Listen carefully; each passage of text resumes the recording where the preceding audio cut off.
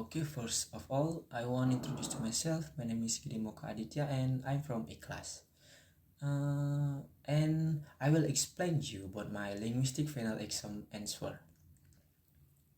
First, to what extent does the educational linguistic class support your future career? This linguistic learning can support our career to be later in the future with notes that are studied, understood, and practiced directly.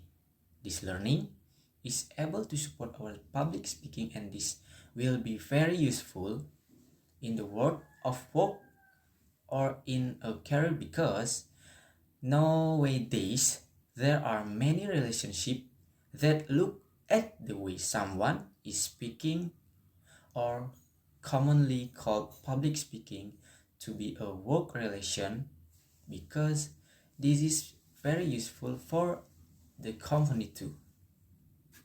And the second, what linguistic topics may have impressed and inspired you in learning language? I choose morphology because morphology is a branch of linguistics that identifies the basic unit of language as grammatical units. And this branch of linguistic studies morphemes, which are the smallest part of language that have meaning. In other words, this one science is the most curious science, namely researching down to the most detailed pieces in language. In language, for example, morphology will say that the word and voice is divided into three parts. The first, an, which it didn't indicate the negation of an action.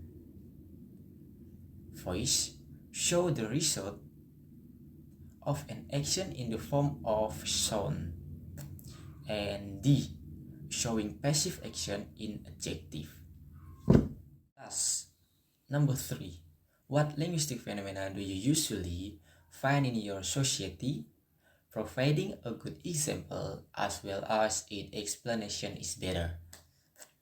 Okay, in this millennial era, again the phenomenon of using paragogic language in every conversation. Paragoge is the addition or letters or sound at the end of a word, such as the addition of the letter S in the word friends until it becomes temans, then makans or sons. This language phenomenon is often used in today millennial youth conversation. Previously, millennial youth used a metathesis language as a conversation is socializing. Now, a phenomenon of the use of paragogic language is found in millennial children today. The use of this language has been used for quite a long time after the use of the phenomenon of metathesis language among teenagers. This is a very broad and dynamic language development. It can be said to have an effect or not affect the developments of language. It all depends on the speaker himself, as long as it does not damage the linguistic order. It can be said to be safe, but if it becomes a habit and can damage the language order, it must be removed.